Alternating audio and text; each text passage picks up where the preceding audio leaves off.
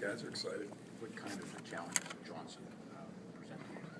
Well, he's real efficient running their offense. He's athletic.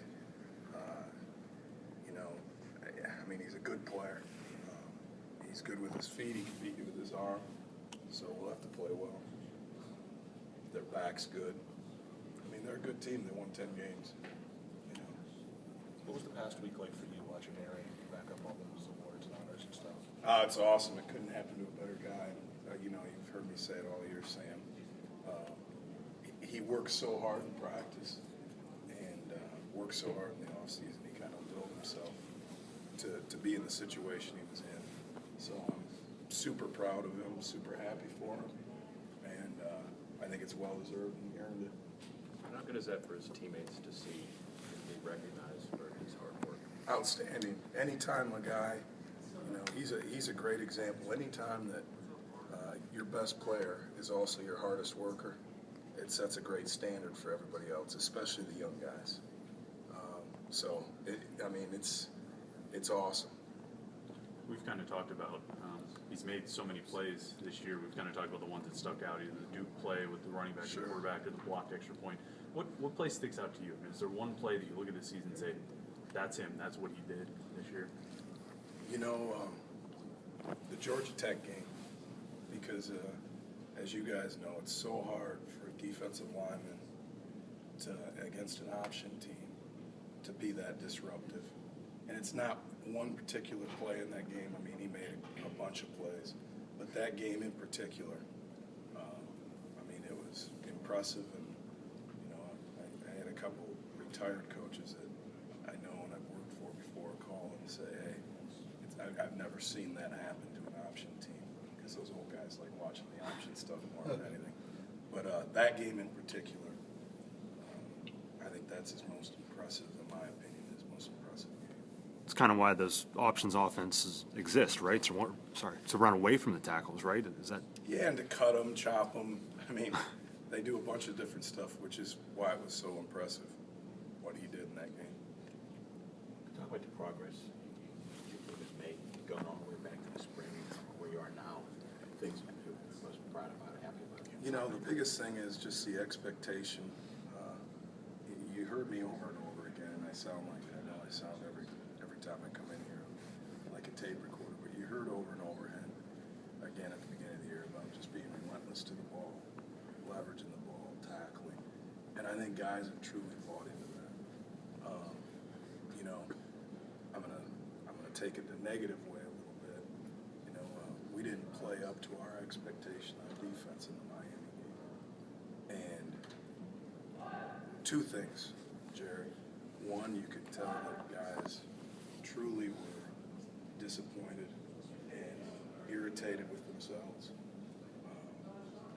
And three, you've seen the tempo in our practices now be cranked up. And I think part of that is we have set a bar and an expectation, and throughout the year we improved. That last game being an aberration. And I think it truly ticked the kids off. So they're practicing that way. Yeah. What are you looking for out of the young guys in the bowl practices? The bowl practices are a great way, because it's a reward for the upperclassmen. They earn the right to play another game, but it's a great opportunity for the younger guys to learn. And truly, you don't put in the game plan until prior to the game. So there's several practices where it's like another spring ball. So it's just an opportunity to play, and it's great. It's a chance to go back and reteach fundamentals, kind of start from square one again. It's like having 2 or 3 buys. Is there anyone in particular that stood out to you in these practices so far? There's a bunch of different guys. I hate to single out one guy in particular, but a couple of the redshirt freshmen. A guy like Moody, he's had great opportunities in this, where as a redshirt, a lot of times he's down on the scout team. Well, now he's had an opportunity to play a defensive call, not read a card, and it's been great for him. And you kind of have seen his development and how far he's come from training camp to now, which you really sometimes lose sight of during the season. Matt, I know you can't. Oh, go ahead, Jeff. You mentioned the quarterback. They have like 4 or 5 receivers averaging Yeah, he does a great job spreading it around, and, you know, they do a good job going up and getting the ball, and I think they have a good scheme. So, yeah, they're an explosive team. In fact, last night, we were watching third downs again. Boy, you know, you turn on the tape, and some of that stuff, it's scary, because he does a great job pushing the ball down the field, and he does a great job getting rid of the ball on time. You see him, he beats blitzes a bunch. Guys will have free runners when they're blitzing him, and he gets the ball out on time, and wideouts go out and catch it. Do they use the pass as like a run a little bit too, or do they mostly just run it? I mean, they have It good depends running on back. the down and distance. You know, they're like any of those spread teams where they have box counts, and you know they'll flip the ball out on a bubble or a quick out, and throw the speed passing game off the run. And then when you get into third down, it's more of a traditional passing game. I know you can't talk about recruiting, but with some of the recruits, either current or future, your name's linked a lot to the Michigan area. Can you talk about your experiences, maybe your connections in that Michigan area? Well, you know, it's like anybody. When you go back to your home state, you know a lot of people.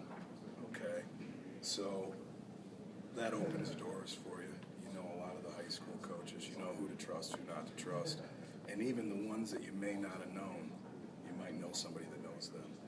So, yeah, and obviously, for me personally, I'm real excited to go back to Michigan. I mean, I got a lot of family in the Detroit area, and I got a lot of family in that state. So, you know, without spinning to the recruiting, you know, the relationships there really and truly has kind of helped. And it's got to be beneficial playing a bowl game in front of some of these guys. Absolutely, no question. Want to take a request? Yeah. Keep your phone turned off, right? You know what? That's when you say, "All right, Dad, you handle it." Are you doing much experimentation with guys in new positions in these past couple weeks? Yeah, some, you know, just like, it's kind of like spring ball, Jerry. Yeah, you take a look at it, but at the end of the day, I mean, we played 12 games. The 13th game, you're not going to totally get away from what you were. But it's tough to the foundation for. Absolutely, no question, no question. I see where you're going with the question, and you're absolutely right. It's a great way to see where guys have come, kind of like the Moody deal, and, you know, where can we tweak guys and put them in a better position going forward. You know, and that's kind of been Coach Chris' mantra. We talked about that way back, you know, finding roles, and where can guys help you in roles. So the bowl practices are great for that.